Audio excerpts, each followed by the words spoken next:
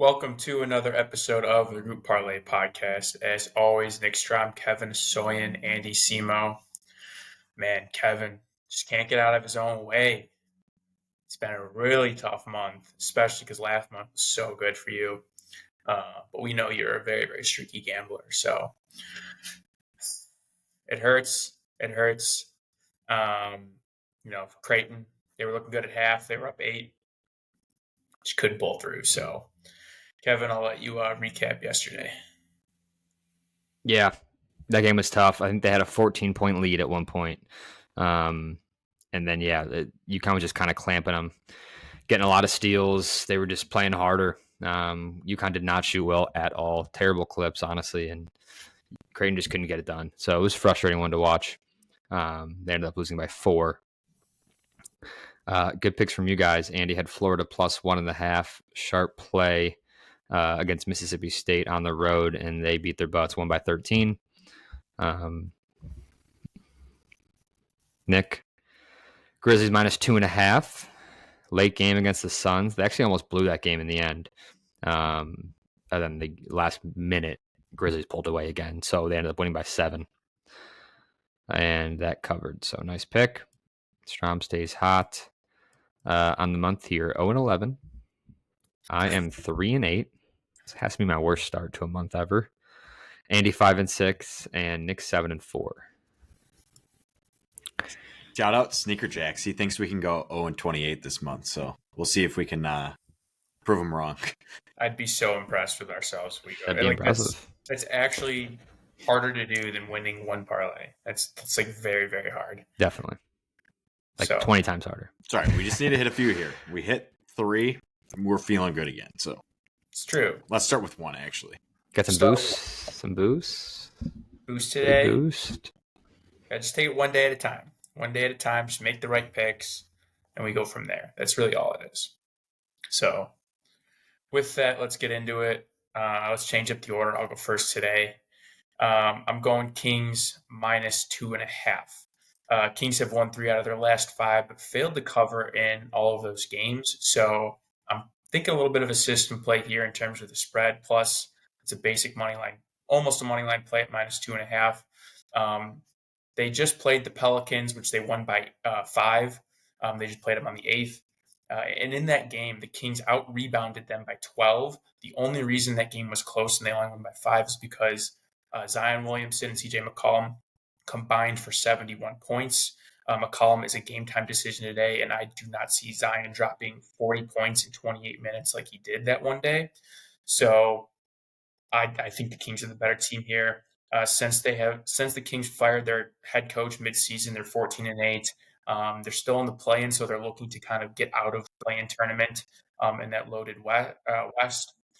Pels in their last 9 games have lost all 9 and have failed to cover in 7 of those. They're 23rd in points per game, 28th in opponents' points per game. So really just going with a better team. They have better star power. It's overall, the Kings are just better. So we're taking them.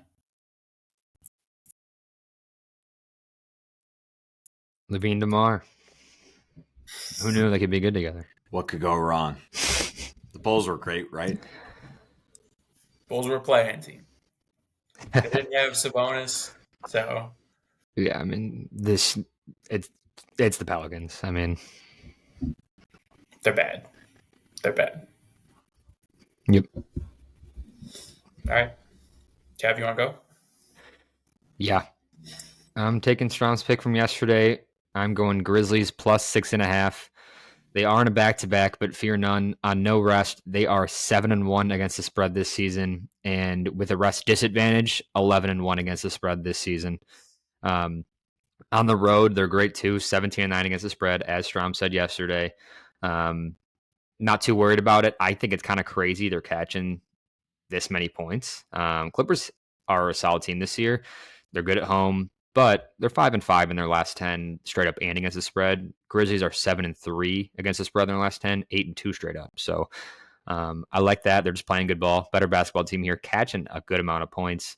And the Clippers have beat the Grizzlies 4 times in a row, going back to last season. So a little bit of system play on that. They're kind of due to beat them. couple system plays in there. I totally forgot about that stat too. I took that like a week or two ago. How on a rest disadvantage and on back-to-backs. Memphis is unreal. Yeah, I made sure to look that. Back-to-backs do scare me a little bit. And that's why they're getting points.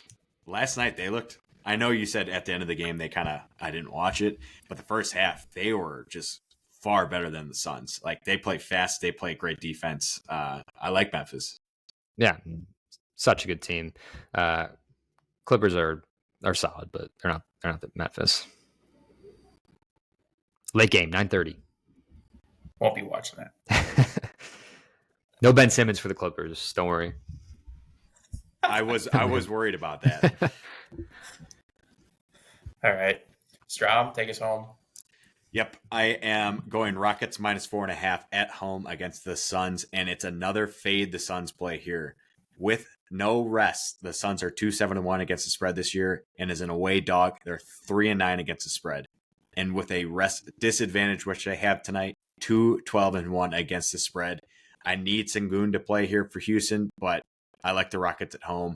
The Suns just can't play on back-to-backs. That's as simple as that. Old team, slow team, and no Bradley Beal again tonight. So